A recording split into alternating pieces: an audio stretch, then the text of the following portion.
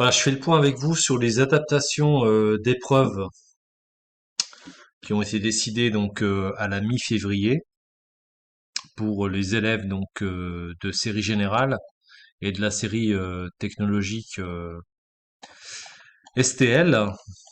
Donc je vais vous mettre le lien des deux documents que j'utilise.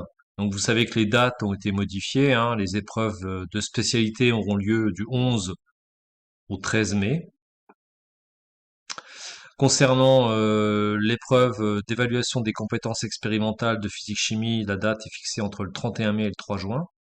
Et puis pour les élèves de STL, l'épreuve de CE de 3 heures aura lieu entre le 17 et le 20 mai. Concernant les autres épreuves, notamment le grand oral, la date n'est pas modifiée puisqu'il aura lieu ce grand oral entre le 20 juin et le 1er juillet, et l'épreuve de philosophie aura bien lieu le 15 juin. Le contrôle continu n'est pas modifié par rapport à ce qui avait été décidé en début d'année scolaire. Donc les notes retenues pour l'histoire-géographie, les langues vivantes, euh, l'enseignement moral et civique, l'enseignement scientifique en voie générale, les mathématiques pour les élèves de STL, et pour l'enseignement de spécialité de la classe de première, c'est la moyenne annuelle qui sera prise en compte. Et cette moyenne sera harmonisée par une commission académique qui aura lieu en fin d'année scolaire. Alors, concernant les notes de spécialité pour Parcoursup, vous le savez déjà, les deux enseignements de spécialité sont pris en compte dans Parcoursup par les moyennes des deux premiers trimestres. Ce sont ces notes qui seront transmises à Parcoursup très prochainement, après le conseil de classe du deuxième trimestre.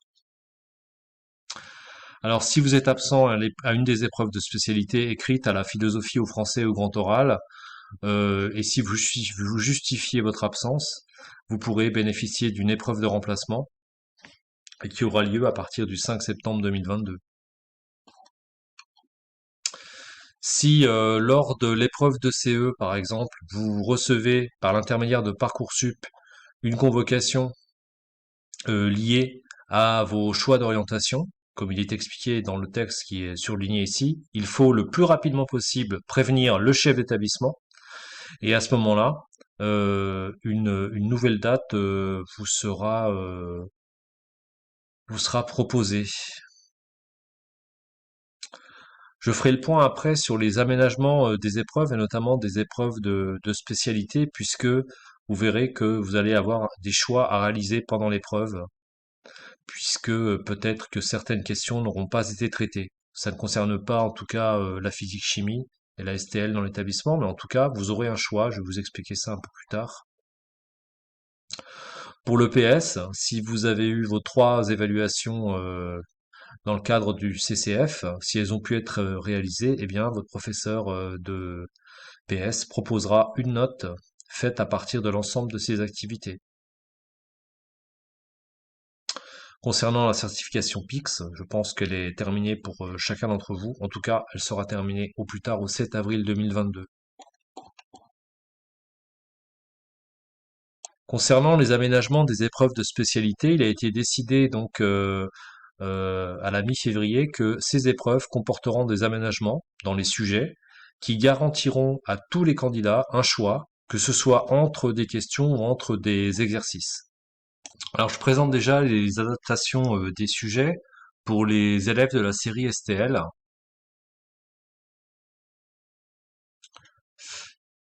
Donc concernant l'épreuve écrite de SPCL, lorsque vous serez amené à effectuer un choix, pour chacune des parties, vous aurez des mots-clés qui vous préciseront quels sont les thèmes qui sont traités dans chacune des parties. Et donc il y aura une partie commune à tous les candidats, avec évaluation de la capacité à analyser et exploiter des résultats expérimentaux. Et puis, deux autres parties que vous devrez choisir parmi trois qui vous seront proposées. Voilà pour l'écrit de SPCL.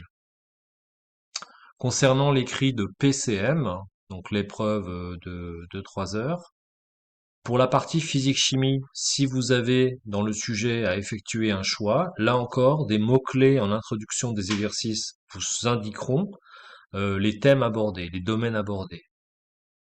Et donc ce sujet comportera un exercice de physique, chimie et mathématiques commun à tous les candidats.